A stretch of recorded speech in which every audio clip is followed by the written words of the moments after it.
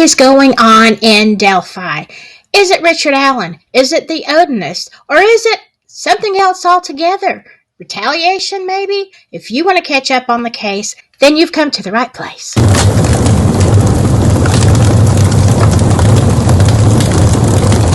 Well, hello, my silky friends. Okay, yeah, I'm doing a video on this rather than a live, and I'll tell you why. Because I don't know, the timing, I can't get the timing right to do a live when you can all be here. So I'm going to kind of do this for my current audience and for people who just really, really want to catch up on Delphi, because it is crazy. All of the motions, the courtroom battle. We've got the Supreme Court involved in here. And now it's just the defense and the prosecution. Me. Like, it's nuts. All right. So we're going to talk about the top theories, the probabilities of what happened and why. Kind of a balance. What is true, what's not, and what's going to weigh in court. So here we go. All right, of course, we have the number one top theory, and this is the narrative that Richard Allen is the lone wolf. Now, in this, Richard Allen is the bridge guy.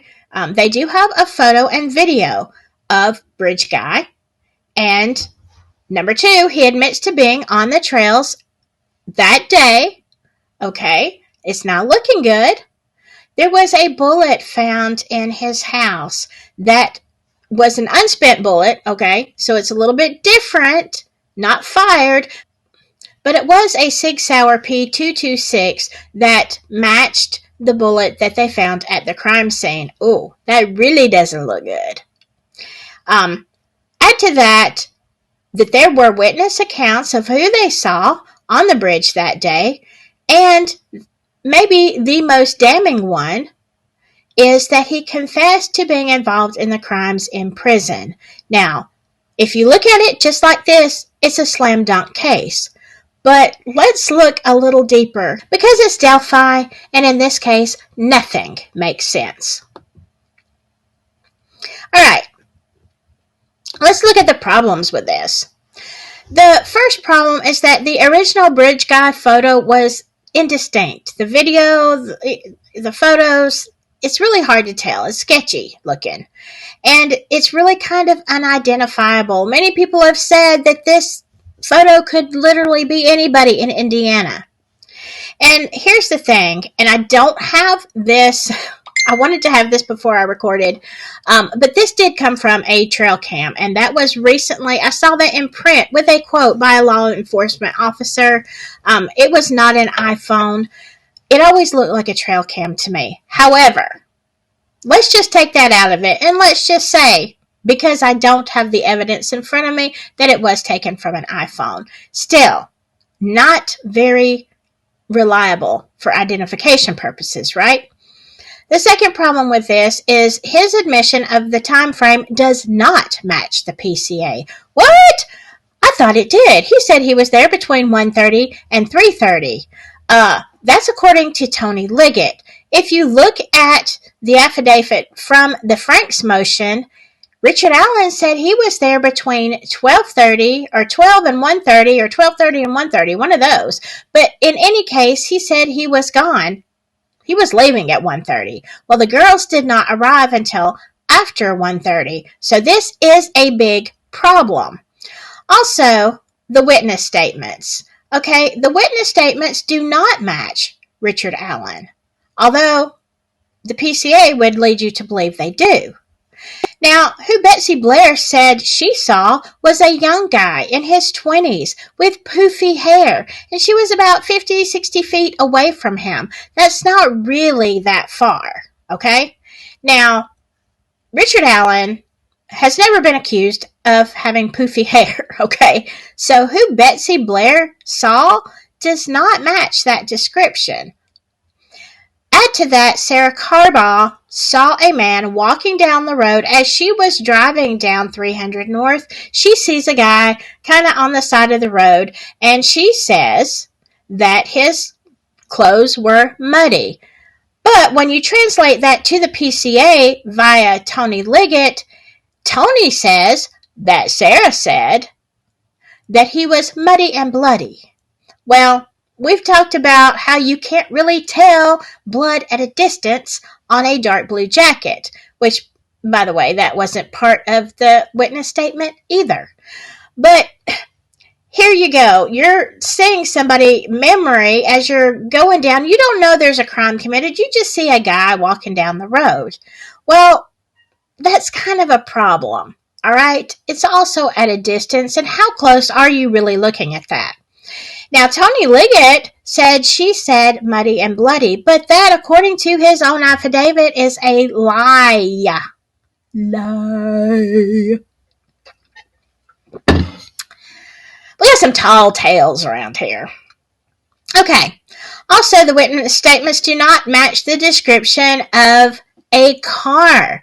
According to the PCA, Tony Liggett says that the car was, matched Richard Allen's. It was a dark, what was it, Ford Fusion, Ford something like that. Betsy Blair said the car that she saw at the CPS building that day was more like a Ford Comet. It was an older car. Who has an older car? Do some research on that one. Anyway, car doesn't match. Clothes don't match. BG doesn't match. There is a major problem with this. Okay, the third problem is we have that unspent bullet. Now, that bullet was never mentioned before when they had a search warrant for Ron Logan's house. Strangely enough, they didn't mention looking for a matching gun to a .40 caliber bullet. But 6 years later, ta-da! Here it comes. Okay, they said they found this bullet in the ground. They had to dig it out a little bit in between the girls. Well, the problem with this is I need to see that chain of custody, sir. And maybe you've got it, but I kind of want to know who picked it up. I want to see the evidence. I want to see the little tint, like the little number. What number is that on the evidence? Because it kind of seems like this bullet just came out of nowhere. But even if it didn't, they say it matches a bullet that they found to Richard Allen's gun. But it's not a spent bullet. It has just been rounded through the chamber. So how do we know when it was rounded through the chamber? And how do we know? Because even ballistics people will argue this point.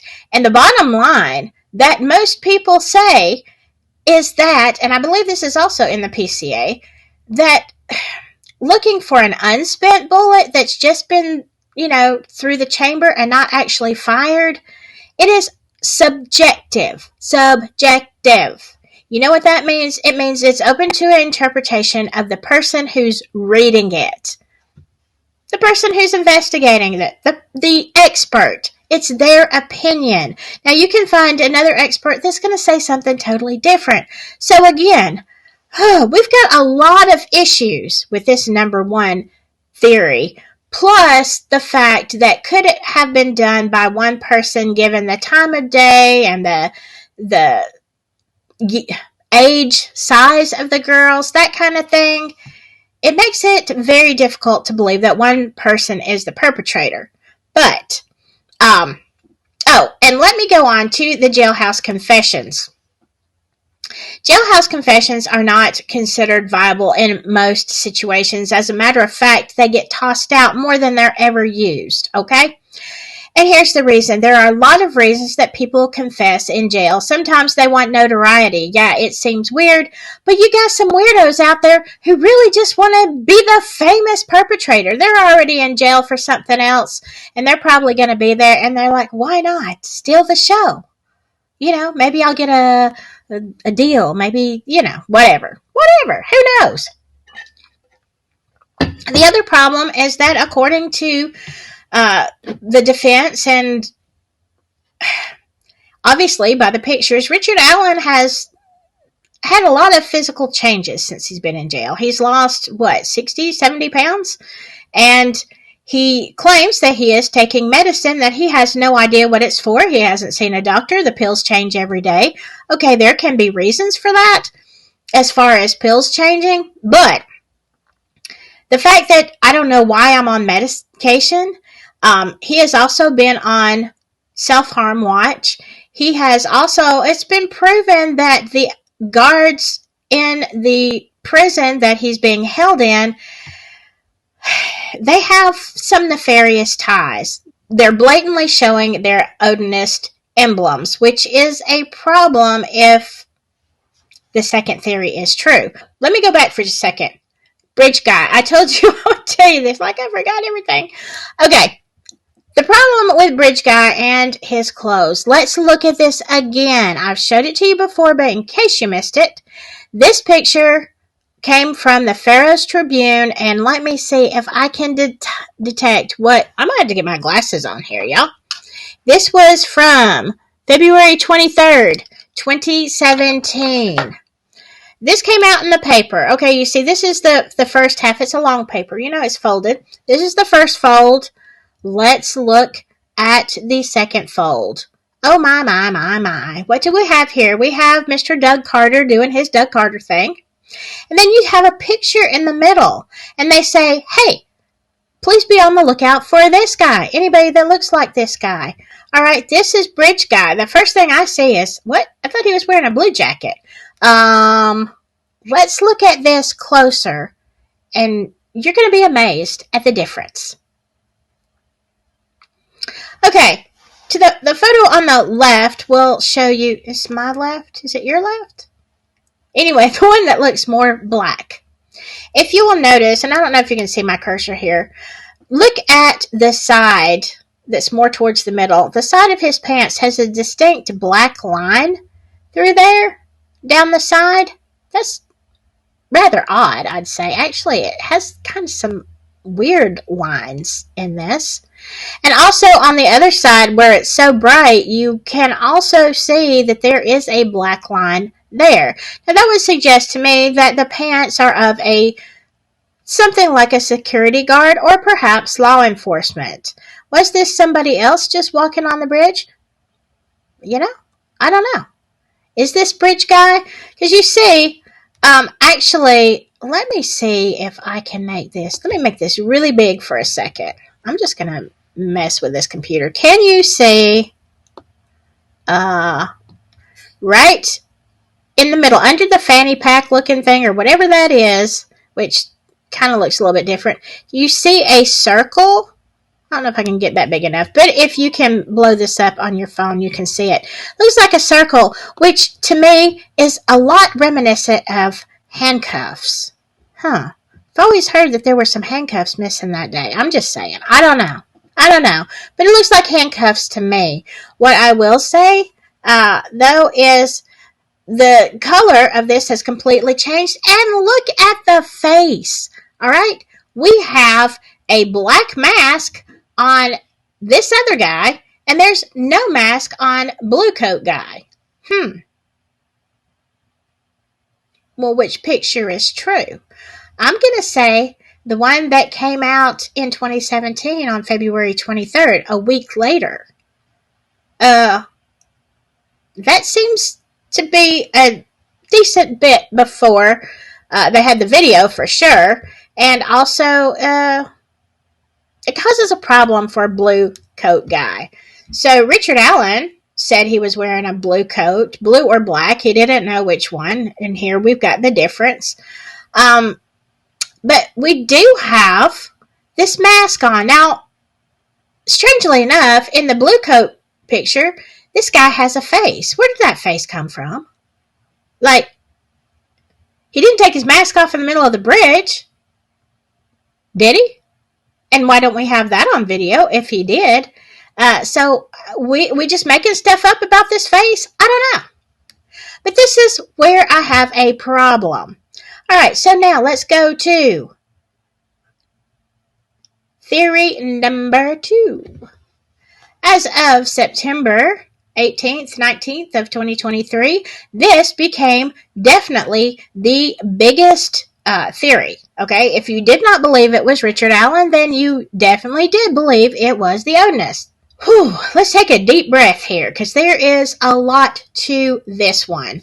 Of course, this came from the Franks motion, which was like 130 something pages, where it details a lot of things. So if you haven't read that and you are new to this case, or you're trying to catch up, really need to go and study the Franks motion. But here are some of the things that was brought up. Let's start with the fact that Becky Patty, Libby's grandmother, is the first one, according to that motion, to bring this to law enforcement's attention, saying that Brad Holder was an odinist, and she thought that perhaps they had committed this crime, and that Libby was dating Brad's son, Logan. All right, it gets very, very messy. But in this whole scenario, Brad Holder does have something to do, or at least knows about, orders. We don't know if he was there. But Brad Holder's name comes up quite a bit. And of course, if you look through his Facebook, he has a lot of Odinism symbols and all kind of sketchy stuff. Okay. Now, Brad names a guy named Patrick Westfall, and he says, oh, well, it wasn't me. I know who did this, and it was Patrick. Brad tells his wife, hey, I'm really scared for you. Don't say anything, but I'm going to let you in on this. It was Patrick, and then there was Elvis Fields involved, and then another guy too. Brad and Patrick had been friends, and so, he was kind of confessing this is who committed this crime. There are other things. We'll get to the problems in a minute. There were non-secular items at the scene. Okay, whether Robert Ives said this or not, although I have seen it, quoted in print myself, he says that he doesn't remember saying that. Clearly, there were religious things, signatures, at the crime scene, as we know now because of the Franks motion. Elvis Fields confessed to being there. He confessed to being part of this group of Odinists, and he told this to his sister? Anyway, they polygraphed her, and she passed, okay? She believed that this is what Elvis said. Now, the problem with Elvis is, I don't know how to say this delicately. You might say he is a little learning disabled. So there is I'm trying to be, kind here, but it does come into play because you have to wonder, was he making this up in his head? Did he follow what somebody else said? Did he hear somebody talking and, wanted to be a part? I don't know. So I can't say 100%, but he says that he spit on one of the girls, and he gave some details to the crime scene that were accurate. So you have to wonder. Now, the bodies. There were runic symbols of some kind on the bodies. Not just Odinists use runes. People who are into witchcraft, paganism, Wiccan, all kind of things can use and do use runes. This one particularly was laid on the Odinist because of Holder and Westfall and Fields and all that. All of that testimony said it was a Odinist runic symbol. Definitely showed some kind of ritualistic, type behavior at the crime scene, which is what made this crime scene so odd. Just though, when you think, okay, well, this is what happened, it was the Odinist. Well, let's go and look at some problems with this. The problem, number one, is Brad Holder has a work alibi.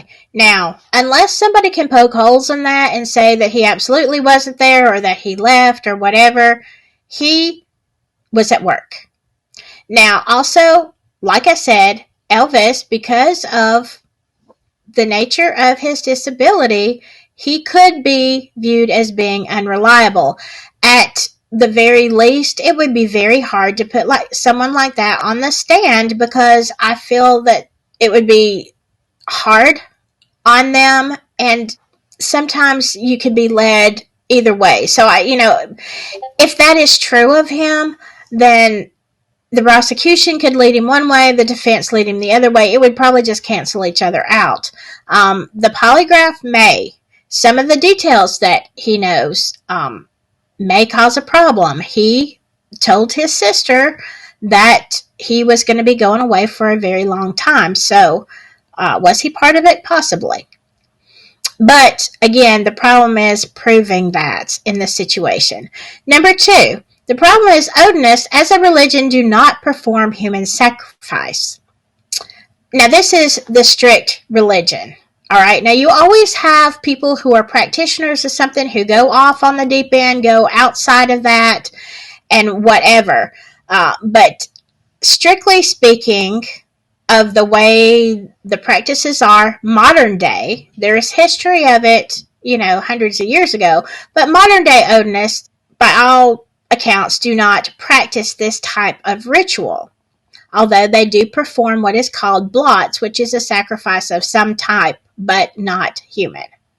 Now, this excludes the people like the Vinlanders, and I don't know if I can say this, but they are the people that believe that the color of your skin makes you better than somebody else, But here's the problem. These groups have had cases in the past where they actually did perform human rituals, okay, that were part of these, groups, neo pointy hats type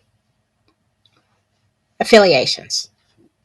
But a lot of the and here's also the thing with odinists, there are a lot of them that are part of these racial groups. So in that case, could they perform a blot of some kind? Yes, they could. But we're just looking at the standard. That is the problem, not part of their religion. Now, the third problem with that is that the professor, and this is Jeffrey Turco from Purdue, who we finally found after a lot of pressure was put on, he just goes, poof, here you are. The mysterious and missing non-existent professor. All right. He said in his statement that the runic symbols most resemble a fanboy attempt. Okay, so what he's saying is, yes, he said these are definitely Odin symbols, but they're not exactly true to Odinism. It looks like somebody who's kind of learning, or, a fan of Odinism that may have placed these runes or these sticks and all this kind of stuff. So now you're looking at, was it Odinists? Was it another group? Was it another individual who practiced something else of paganism or Wiccan or witchcraft or whatever, who was using runes that are similar to, but not the same as things that you would do in Odinism? Now, if you look at the picture on the right, I came across somebody a month or two ago who reads tarot. Now, I am not endorsing that, okay? I do not support tarot in any way, but because I had a conversation with this person, I said, hey, what does it mean if you have someone who is in the Hanged Man and the Magician poses, but they're kind of opposite? Because according to the sketches that we've seen from court TV and whatever of the way that the crime scene was depicted in the Franks motion, we know that Abby was posed like this guy on the right, this man in the blue shirt, except that the legs were reversed and the arms, instead of being behind the back, were this way, right? Or up here somehow or other. And then the magician, where in this picture, the magician's right hand is up and the left hand is down. And the depictions from the Franks motion, Libby's left hand is up, I think, and the right hand is down. Yeah. So I asked her, I said, what would it mean if somebody had those positions with runic symbols over it, but, branches, whatever, but they were reversed? And she gave me a couple of ideas. But one of the things that she said is it could also be a warning sign to another practitioner. Let's say one practitioner did this horrendous crime and sacrificed, blood, whatever, and was discovered by another one. It could be a written warning to them. You messed up. Don't do this again. Okay. And I thought that was very interesting because I never thought about it being done by one person and then an odinist or some other practitioner coming by, seeing it, knowing who did it, and then saying, hey, don't let this happen again. This was wrong. I don't know. Interesting. Have you ever heard that? Because I had never heard that before. I'm like, I don't know. I don't study these things. All right. So let's go to the third and final theory. And this is one that's been hanging around for a while, but let's talk about it. That it was a hit, a retaliation for something. All right, we know that Derek German rolled on some of his accomplices in that kind of substance abuse world. And it got, I know how things go. I work in a jail. I know how things go with this kind of society, these kind of people. Things like this are not taken lightly, and there usually is quite a price to pay. A lot of people have said or theorized, so let's just say theorized, that Libby was the target because of Derek. The second thing that we know, it is a known drug area. Multiple people have said that there is a lot of nefarious activities that go on in that area because it's so remote, under the bridge, the woods, etc., etc. All right, another thing I wanted to bring up was Tina Rodell. I don't know if I spelled her name right. Her statement. Remember, she had a daughter who was kind of being initiated into a subculture, and I mean like the substance abuse culture group. And Tina says on the day of the 13th, some people, and she named them, came and got her daughter. And she later found out from her daughter that they were at Monon High Bridge area. They were cooking a substance. Y'all know what you cook out there. And she was extremely violated, but it was consensual because she was trying to join this group. But that, according to her daughter, they did have something to do with the crimes against Abby and Libby, or potentially.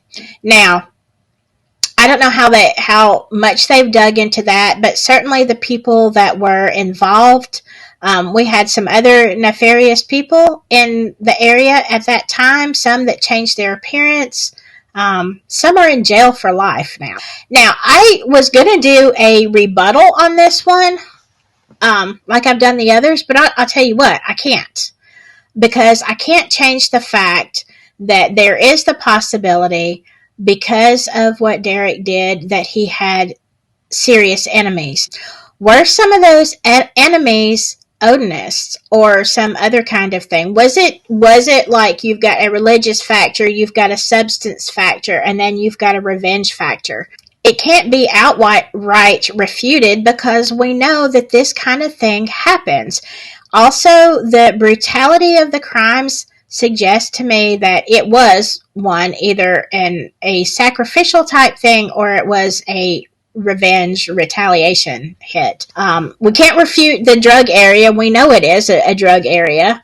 So there you go. I'm kind of stuck on this one. Now, here is a big thing, and I probably will talk about this later. The attorneys. Wow. The first defense attorneys said Richard Allen is not guilty. It's the odinist. It's this and this. And then you get a second set of attorneys before you go back to the first ones. Yeah, it's a mess. But if you don't know, for a couple of months, Richard Allen had a second set of attorneys.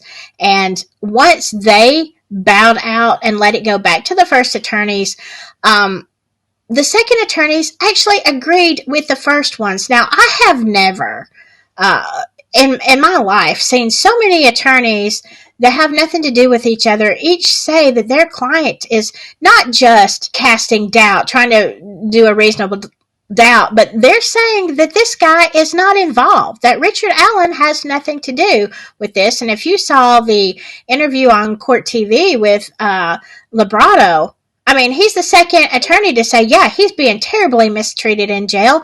And yes, this has all the signs of odinism, and I don't even know why he's in jail, bottom line. So, yeah, there you have it. The top 3 theories. What could have happened? I really do feel like, I feel like one of these is going to be correct. And I think that most of the time, I think it's going to be a combination. I think it's going to be a combo of some religious thing, a retaliation thing, and then I also feel like you're going to have maybe some characters, some players in this that might surprise you, okay? What they're part of. I don't know. Tell me what you think. But these are the top 3 theories. Did that help kind of recap? Because you can get lost in Delphi. All right. Give me your opinion. I'm out of my voice. I'm completely out of a voice tonight. All right. I will see you later. In the meantime, stay safe, and whatever you do, please just stay silky. Bye-bye.